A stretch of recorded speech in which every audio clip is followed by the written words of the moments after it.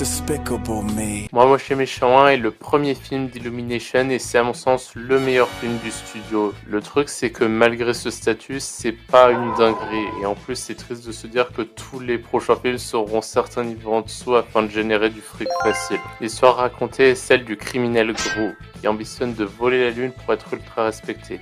Pour s'en emparer, il doit voler le rayon rétrécissant à ce crevard appelé Vector, un méchant bien amusant surtout pour éclater gros le cambrioleur. Die. En tout cas, Gros a remarqué que 3 films pouvaient livrer au crevard des cookies, ce qui lui donne l'idée de les adopter pour se servir d'elles. Mais à force, il comprend que tout ce qu'il fait, c'est mal. Assez classique. Mais malgré ça, Gros attrape la lune, Vector découvre la supercherie, il fait chanter Gros. Elles sont sauvées et tout est bien qui finit bien. Ah, par contre, le crevard va crever dans l'espace et j'ai eu le seum car on a seulement pu le revoir dans un court-métrage qui, soyons honnêtes, était vraiment médiocre. Moi, Moche et Méchant reste un film cool en soi. Mon seul regret, c'est que les mignons étaient juste là pour faire les rigoleux au lieu d'ajouter des éléments clés au plot. Et si je dis ça, c'est pas pour rien. Be posture. Hop est très souvent considéré comme étant le pire film d'Illumination et je comprends pourquoi. Pourtant, je vais défendre celui-ci. Et en soi, j'avais bien aimé l'idée de base et elle aurait vraiment pu déboucher sur un bon truc. Mais bon, voilà, les notes sont assez claires. Donc, le scénario se déroule de cette façon. Ce lapin appelé IB est censé devenir le lapin de Pâques, sauf qu'en fait, il n'en a aucune envie car il préférerait devenir un batteur reconnu. Il se casse donc de son monde et arrivé chez les humains, il rencontre Fred. Pour une raison que j'ai oublié, les deux squattent ensuite une baraque. Alors pour le coup, je suppose que c'était là où l'humour devait briller, sauf qu'on a eu droit à ça. Oh, look how cute this stuffed bunny is. Wow. Yeah. Oh. Le pire, c'est qu'après, je ne pouvais plus voir les deux actresses de la même manière. Juste à cause d'une scène dont le cringe avait atteint le niveau de la torture que j'ai dû franchir pour faire cette vidéo. C'est pour vous dire le niveau. Bref. Parallèlement, on a un poussin Tex-Mex qui aimerait remplacer le lapin de Pâques pour une fois. Du coup, il demande la permission et subit du racisme. Du coup, il fait un coup d'état pour obtenir le rôle. Ah oui, si vous disiez que tout le film était déjà mauvais, bah écoutez la suite. Du coup, en faisant son coup d'état, il annonce qu'il va distribuer des vers de terre. Ok. Et comme si c'était pas suffisant, sans que je sache pourquoi, le Mexicain se transforme en ça. Illumination ont décidément donné congé à leur logique. D'ailleurs, plot twist, le lapin se libère injustement de ce coup d'état, et puis il se met littéralement à tambouriner pour sauver Pâques. Et Diane. Ouais, bon sang, qu'est-ce que c'était que ce film? Les protagonistes étaient oubliables, l'humour cringe et le scénario empirait de minute en minute. Donc logique que ce soit considéré comme le pire film d'Illumination. Et pourtant, c'est à mon sens pas le pire, car là le scénario a tenté un truc qui s'est avéré très mauvais, alors que plus loin vous verrez des films bâclés et mauvais, ce qui est encore pire selon moi. En tout cas, Hop était nul. Easier. Une adaptation d'un livre pour enfants sur l'environnement, ça doit forcément être bien. En même temps, avec un studio comme Illumination, faut jamais espérer beaucoup. Lorax est médiocre, et je pense que c'est une des premières productions qui montre l'intérêt qu'ont le studio pour l'argent facile. Limite, faut juste se renseigner sur le livre original pour s'apercevoir que le film a juste changé quelques éléments sans rendre le truc plus profond ou intéressant. Pour résumer rapidement. Cette fille, Audrey, aimerait voir un arbre naturel, sauf qu'il n'existe plus car un nain a réduit au max ses chances d'en faire pousser afin d'oxygéner lui-même sa ville contre la thune. Cependant, ce garçon Ted, qui est amoureux d'Audrey, voudrait réaliser son rêve pour la charmer. Pour ça, il trouve un moyen de sortir de sa ville afin de s'informer auprès du fameux gaspilleur. Le vieux lui raconte alors ce qu'il a fait à cette ultra belle nature et un de mes regrets, c'est que là où le livre se concentrait sur la destruction progressive de celle-ci, le film, lui, il a résumé le truc en une musique. Et c'est dommage car ça retire de l'intérêt. En tout cas, après son crime, le gaspilleur est abandonné et depuis il attend que quelqu'un vienne à lui pour tout réparer. C'est là que le livre s'arrête, sauf que le film, lui, il continue en montrant juste Ted revenir avec la graine en tentant de la planter dans la ville pour raisonner tout le monde tout en se frottant au capitalisme. Le seul truc que j'ai vraiment apprécié, ce sont les paysages. Ils sont vraiment réussis. Le reste m'a donné juste l'impression que ça a été fait de manière à montrer le plus d'action possible, et en sachant que c'est censé évoquer une cause comme l'environnement, le film aurait mérité beaucoup mieux. D'ailleurs, si vous voulez, je vous conseille de voir sur YouTube le Lorax original pour vous faire une idée. Ah, et oui, j'avais failli oublier cette pub. What the hell is even that? Teacher. Moche et Méchant 2 est un des films que je regardais à une période non-stop, et pour cause, j'ai apprécié l'avoir continué le développement des personnages et proposé une histoire correctement écrite. Après, maintenant que je suis plus vieux, je dirais que le niveau de ce film est en dessous de son prédécesseur, mais ça reste au moins au sommet du tiers B-, je dirais. Donc, que se passe-t-il dans cette suite ? Quelque temps après le premier film, Gros décide de donner un nouveau sens à sa vie professionnelle. Il accepte alors de travailler chez l'AVL, qui est une société d'espionnage. Il y rencontre notamment sa partenaire Lucy, et s'ensuit durant tout le film une enquête riche en péripéties pour qu'on découvre enfin le twist vilain, El Macho, qui a en fait enlevé et puis corrompu les mignons pour proposer à Gros de conquérir le monde avec lui. Ce dernier n'est pas chaud, mais lorsqu'il apprendra son enlèvement de Lucy, il finira par l'arrêter et se marier avec sa partenaire à la fin, et c'est à peu près tout. Donc dans l'ensemble, ce deuxième opus est selon moi assez réussi. Mon seul regret à part l'exploitation des mignons, c'est qu'El Macho n'a rien de très unique comme méchant. Il est agréable à suivre, mais j'aurais bien aimé qu'on lui donne plus de profondeur. Du coup, be sûr. Les mignons. Alors, à part le début sympa avec tous les boss qui meurent accidentellement, ce film n'apporte rien à la franchise. C'est d'autant plus dingue de savoir que malgré ça, il a rapporté un putain de milliard de balles au box-office. Comme quoi les mecs derrière, ce sont des professionnels. Bon, j'en ai pas envie, mais je dois présenter le scénario. Donc, en gros, les mignons servaient de nombreux boss sans savoir les garder en vie, ce qui a force à lasser la tribu de ce malheur. Cependant, 3 mignons nommés Kevin, Stuart et Bob ont décidé de partir afin de trouver une autre boss, Scarlet Overkill, qui à ce moment a la grande ambition de devenir la reine d'Angleterre. Prêt à tout à la satisfaire, le trio s'infiltre alors pour voler la couronne de la reine et faire que la méchante prenne sa place. Ok, ouais, ça c'est un plan débile. Hélas, Bob devient accidentellement roi pour une certaine raison, ce qui enrage Scarlet la diva qui cherche alors à les tuer. Kevin devient géant pour fight vaillamment la boss, qui tente ensuite de s'enfuir avec la couronne avant d'être stoppé par Gros. Et voilà comment les mignons l'ont rencontré. Wow, what an insane ass movie. Son intérêt est si pauvre qu'à mon sens le film n'aurait jamais dû vraiment exister et aurait dû plutôt être les mignons 2 à la place. Mais le seul truc que j'aurais gardé, c'est le début qui était vraiment sympa. Ça me rappelle un petit peu l'âge de glace avec les moments où Scrat essayait de gérer son gland. Après, si vous voulez voir un divertissement, bah vous pouvez très bien choisir ce film, même s'il y a très largement mieux que ça. Donc, Teacher.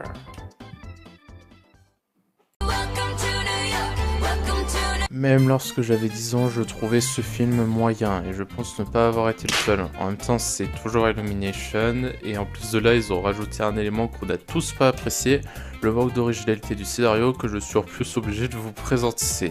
Donc, Max est un chien normal qui aime à mort sa maîtresse, sauf qu'un jour elle devient jaloux car elle a adopté un nouveau chat qui s'appelle Duke. Max essaye de l'évincer, mais à cause de ça, ils sont capturés par Animal Control qui les emmène loin de chez eux. Tout à coup, les chiens sont secourus par un gang d'animaux abandonnés, mais hélas, Max tue accidentellement leur symbole, ce qui enrage tout le monde et les font poursuivre les protagonistes. Par la suite, nos deux chiens apprennent à plus se connaître et on apprend que Duke avait un ancien proprio mais qui se sont séparés pour une raison que j'ai oubliée. Du coup, il le cherche et il se trouve qu'il n'est plus en vie. Bon sang, je pensais pas que ça deviendrait dark. Mais pas le temps de pleurer car plot twist, Duke est de nouveau capturé, ce qui met ensuite une poursuite épique entre Max et le camion. Mais nouveau plot twist, le gang de thugs les ont retrouvés. Et waouh, encore un plot twist, ils sont encore sauvés par une chienne amoureuse de Max. Finalement, Duke est sauvé, lui et Max deviennent de bons frères. The end. Bon bref, je pense que vous l'avez pigé, ce film ne mérite pas grand chose car il a copié Toy Story sur de nombreux points et vraiment pas de la bonne manière. Je voulais à la base compter tous les trucs inutiles et oubliables ajoutés à l'histoire, mais j'ai abandonné. Donc je pense que je vais lui attribuer un D-tier. Tous en scène n'est pas tout à fait médiocre. C'est selon moi déjà mieux réalisé que Comme des bêtes, mais on n'est vraiment pas là sur quelque chose de qualité. Et en plus, tout porte à croire que cela se repose sur les animaux pour attirer les jeunes. En plus, le côté musical est assez mal exploité. Parfois, il y a des chansons ultra connues qui pop par-ci par-là, comme si le film surfait sur leur popularité. L'histoire racontée n'est même pas folle, elle est même parfois ennuyeuse à cause du perso principal. Et ça, pour le coup, c'est moyen, faut le dire. Mais à cette poulperie, voyons la version simplifiée du scénario. Celui-ci tourne autour de ce koala, Buster Moon, qui cherche à rendre son théâtre plus attractif. Il a alors l'idée d'organiser un concours de choix avec elle a pris 1000 bonnes balles. Le truc, c'est que sa vieille assistante a accidentellement affiché 100 000 € sur les annonces. Mais en soi, c'est pas grave, Moon peut très bien dire que c'était une erreur. But nope, il ment et il cherche à trouver l'argent suffisant tout en gérant son théâtre durant le film. Pour vous dire, rien qu'à cause de lui, j'avais du mal à prendre du plaisir. Et heureusement qu'on ne se focusait pas que sur lui. Ah bah, et tant qu'on en parle, les persos sont sympas, mais leurs histoires à côté, elles sont pas vraiment très inspirées. Ouais, c'est assez dommage ça pour le coup. Mais bon, en tout cas, après toute une série de moments pas cool, ceux-ci découvrent enfin le mensonge de Moon, et juste après, on peut constater que le karma existe. Tous les participants pardonnent Moon étant donné qu'elles sont trop gentilles pour être réalistes, et elles organisent le concert, Moon a son théâtre de reconstruit, et voilà tout. Honnêtement, malgré ce que j'ai dit, je pense pas que c'est si mauvais. C'est encore un truc peu inspiré, mais c'est pas aussi mal exécuté que d'autres. En vrai, je vais lui mettre un C-tier.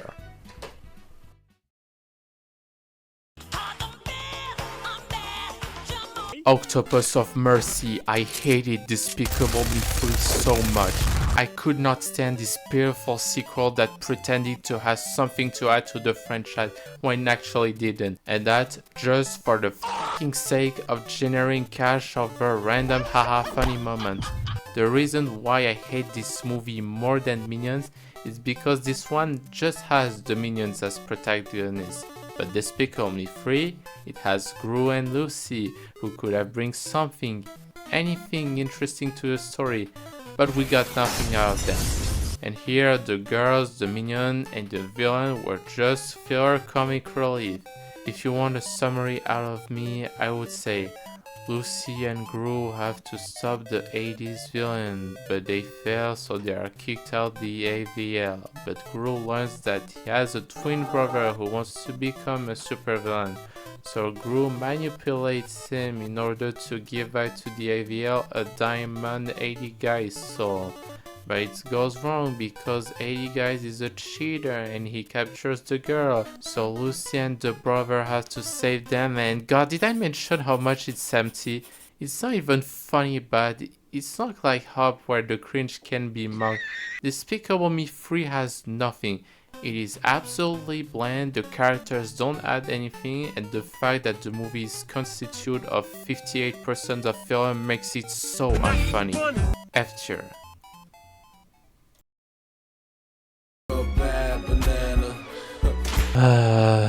Another bastardization of a book from the Dr. Seuss. I didn't really know if the Grinch is better or worse than the Lorax, because I would say that it's way more generic and boring, and that at the same time, even if the main issue of the adaptation is how the Grinch is not threatening or sinister at all, I guess that Illumination wanted to make a softer experience for the kids to enjoy. Personally, at the end of the day, I thought that a certain aspect from the point of the original movie was present, which makes me think that it could have been worse than that.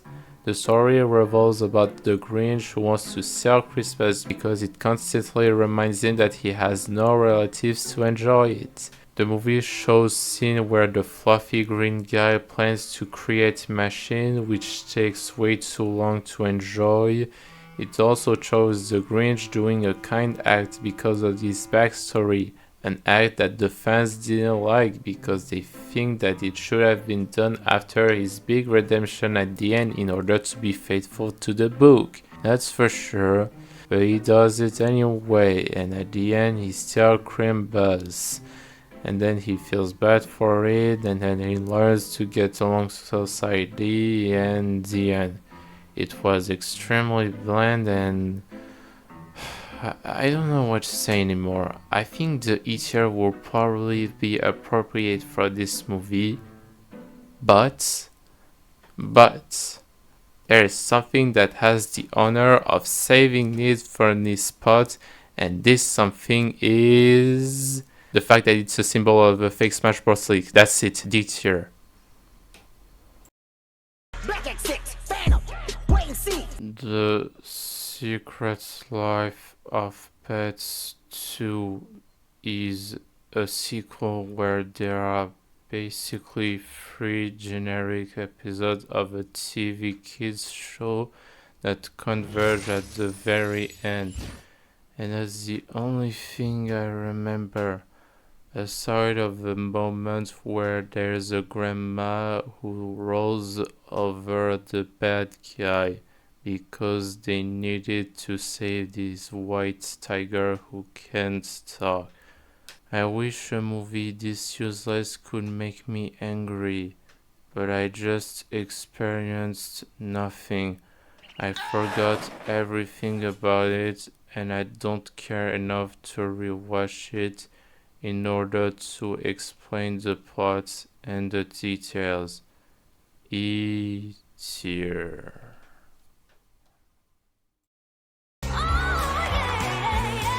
Alright, let's concentrate. Sing 2 is a movie that exists and it's seriously overrated. I really have a list of problems with it, and I originally wanted to put it in D tier, but the truth is that I kinda enjoyed the film. Buster Boone might be the same annoying character that he was in the original, especially since he didn't learn his lesson that said that lying is bad, but it's here different because this time he's coerced by a villain. So here's the plot.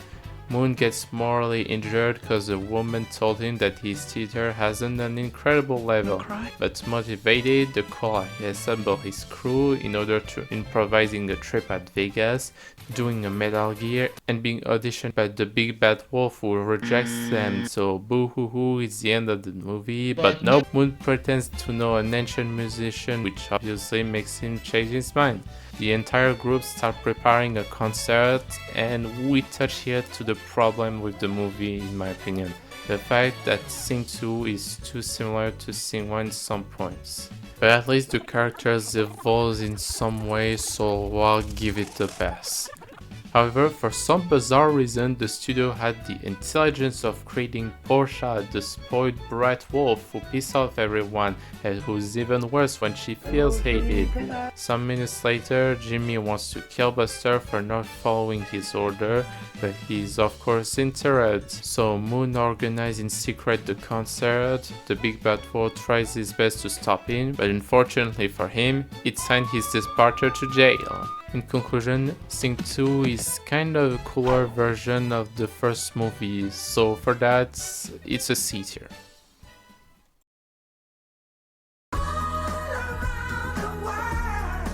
I'm exhausted. When does this stop? Yeah, you got it. Minions: The Rise of Gru is again a standard illumination movie, and right now I'm wondering if I have to laugh or cry noticing that the trend proposed to watch it in Suits. No, in fact this movie is average. I think that the prequel did its job, especially by taking a look at the chemistry between the Minions and Gru, but aside from that it's okay. Here, Gru wishes to join a band of bad guys, but he isn't impressing, so for surprising them, he steals their Zodiac's treasure, which is of course not very well received. Gru then loses it because of this dumb minion, and then he's kidnapped by his idol, who is also the former leaders of the bad guy. However, the old man ends up sympathizing with his prisoner and he teaches him some stuff.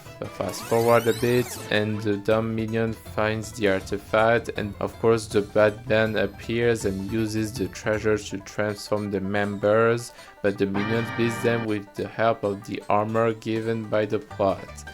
at the end, Gru recognizes how much his yellow fellas are worthy henchmen, and this is without a doubt the best thing about this movie. Unfortunately, at its core, it's still another simple kids film that isn't fleshed out. We especially felt that with the villains who literally had nothing cool to offer. And yeah, this waste of potential makes Minions too disappointing. So, high D tier.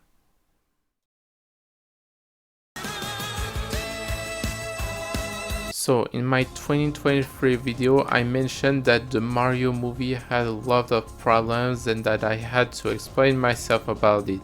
The list is long, but basically the movie has been made in order to propose a ton of enjoyment for the fan of Mario in exchange of tons of default that they won't notice on their first watch. The simple plot is the perfect example. Mario and Luigi start their plumbing business, but everyone bullies them, so in order to impress everybody, they try to save Brooklyn from a water flood, which unfortunately leads them into a pipe that drags Mario into the Mushroom Kingdom and Luigi into an old version of Pompeii ruled by Bowser, the master of the turtles. Mario then meets Princess Peach and asks her help, so their plan is to recruit a powerful army that should guarantee their victory against Bowser. The tribes of the clan seems the perfect choice until they demand Mario to defeat the young Donkey Kong.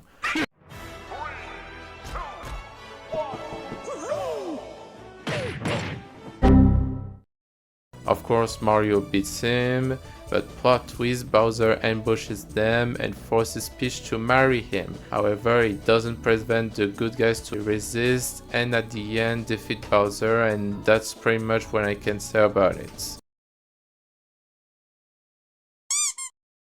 The interactions and dialogues are downright short and flat. I feel like Princess Peach should have been a wise warrior instead of a confident idiot. Todd is useless and don't even talk about what he has learned from his adventures. He didn't even mention the world building. They are incoherent, and I think I'm just gonna end the list here. That's enough stuff.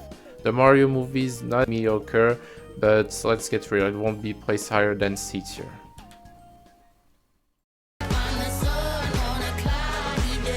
Oh boy, I've been waiting for this one. Migration is undeniably the movie I had the most pain watching. First of all, back in the day when I saw that it was somehow incredibly well rated, I was motivated to watch it in the theaters, but at the end I was pathetically disappointed. And not only because this film has every generic element with nothing special or memorable. I saw a lot of people saying that the animation was gorgeous, but don't get me wrong, it's not bad looking, but after 13 movies, Illumination still didn't shade their lifestyle. The studio just keep recycling it and uses only modern machines that just make the whole prettier visually. That's it. But how is Migration itself? Like I said, it's generic. So generic. Awfully generic. There are so many annoying cliches that impact in the bad way the characters. The story received the same treatment, which made it downright predictable and unsatisfying, but in addition, it copied some elements from other movies like Rio and Chicken Run. Actually, let's go to the plot in order to get an idea. Basically, Daddy Duck doesn't want to travel because he is scared, but his family pressures him to travel, so he finally authorizes it because don't you think patriarchy is great? Then the ducks just get lost in some place for way too long while meeting some forgettable characters until they finally ask their way from this pirate who needs to break free from this chef. The birds defeat the villain and they go where they wanted, and Daddy Duck learns that traveling is actually cool. What a subversive and well brought message. Alright, so I said I will comment precisely the stuff that I hated in my 2023 video, but seriously, what in the H do you want me to say? It's boring, it's predictable, it's annoying, the humor is either awkward or deja vu, and honestly, because of it, I just became lazy to make my brain function for the bad stuff that I find obvious. I first hesitated to put migration into the gulag because I thought that my disappointment had my brain rotten, but ultimately I came to this decision that his levels of genericness and clichéness, combined with the fact that it copied other movies, both made it worthy of this spot.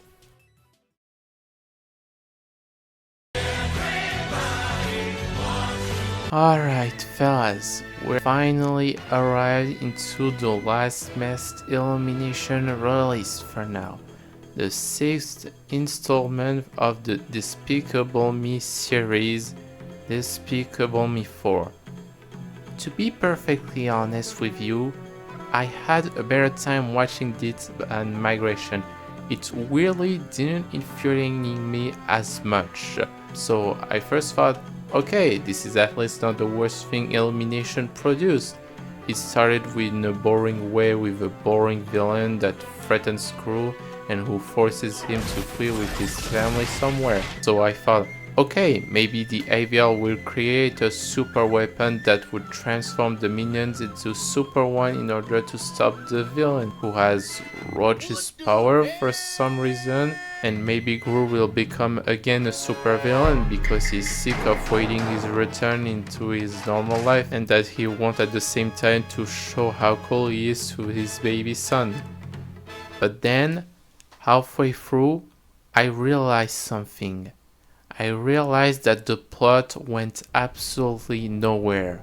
I realized that the super minions were just comic reliefs that didn't even impact in the slightest the story.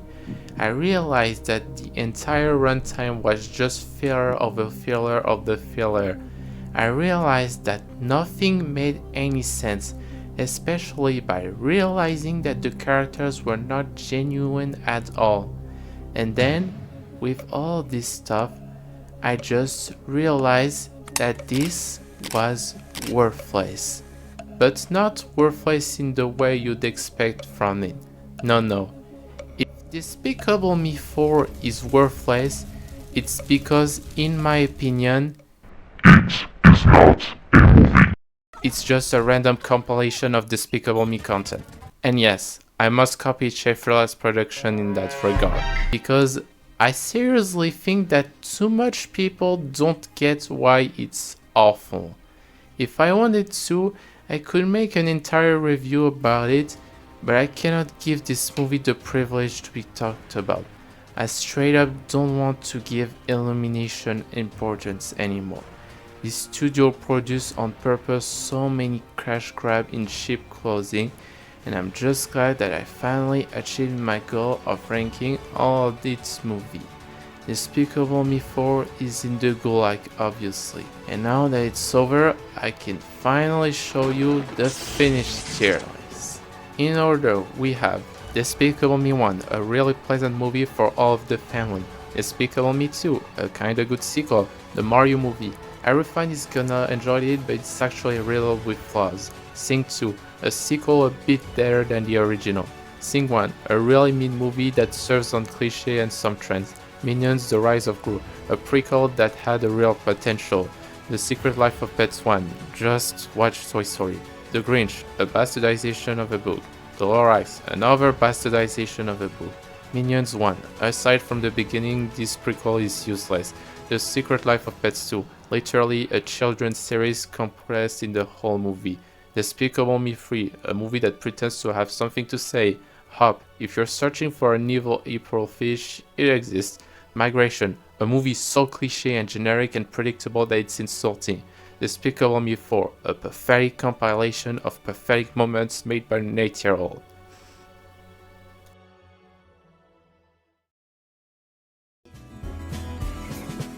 Ce mec en hiver. Ce mec frileux en hiver.